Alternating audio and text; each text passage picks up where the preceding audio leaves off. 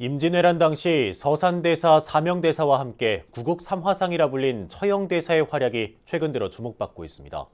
또 그동안 일반에 잘 알려지지 않았던 임진왜란의 호남 지역의 승전보, 웅치대첩, 이치대첩에 대한 조명도 활발해지고 있습니다. 임진왜란과 호남불교를 조명하는 기획리포트 두 번째 순서, 홍진호 기자입니다. 임진왜란 당시 충무공 이순신 장군에 의해 해상 침투가 봉쇄당한 왜군은 전주 침략을 감행합니다. 해상으로의 병력과 물자가 차단된 일본이 우리 군의 젖줄과도 같은 호남에 승부를 걸었던 것입니다.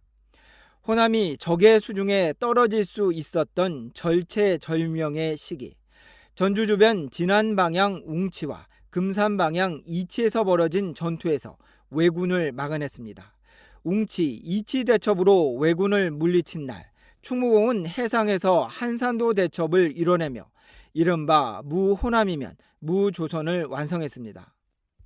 해군으로서는 도저히 이순신을 어떻게 해볼 수가 없으니까 배후에서 이제 쳐서 이제 근거지를 없애버리자 해서 이제 육군이 이제 전주를 침략하기 시작합니다.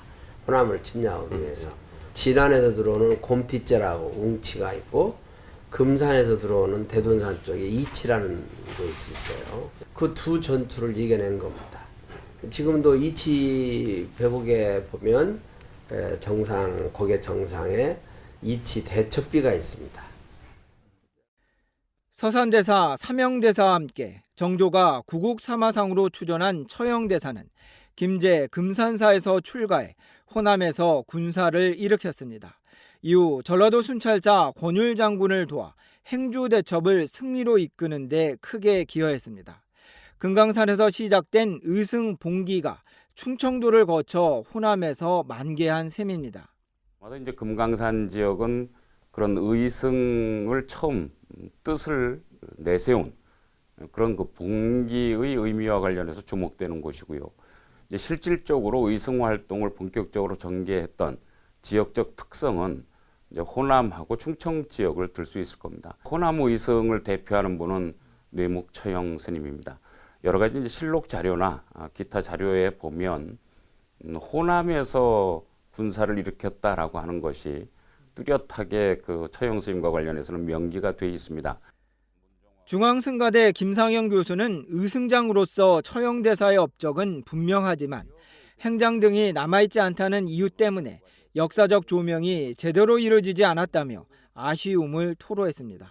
김 교수는 처형대사는 전란 중에 이순신 장군하고도 교류했고 전란 후에는 산성, 수축 등을 통해 지역민들의 존경을 한몸에 받았다고 전했습니다.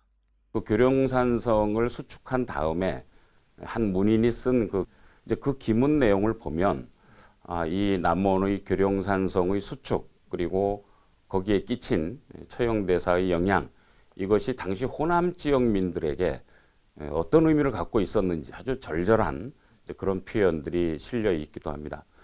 또 그 이순신 장군하고도 직접 이 처형대사는 교류를 하고요. 고생하시는 이순신 장군에게 가서 뭐 부채라든지 이런 선물을 하고 그리고 이제 여러 가지 전황에 대해서 서로 상의도 하고 그랬던 기록이 남아 있기도 합니다.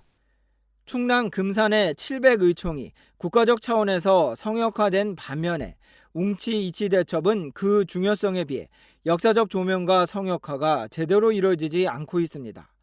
호남 의승을 대표하는 처형대사 또한 당대에 추전된 구국 3화상임에도 불구하고 금산사가 처형대사 기념관을 세운 것을 제외하고는 정부와 민간 차원의 현창 사업은 미미합니다. 웅치이치 대첩과 처형대사의 활약상은 서산대사, 사명대사, 영규대사 등에 비해 세간에 상대적으로 덜 알려졌습니다. 역사에 각인된 사실부터 제대로 평가하고 선양하는 것은 후대의 의무입니다. 한국불교 역사문화기념관에서 BBS 뉴스 홍진호입니다.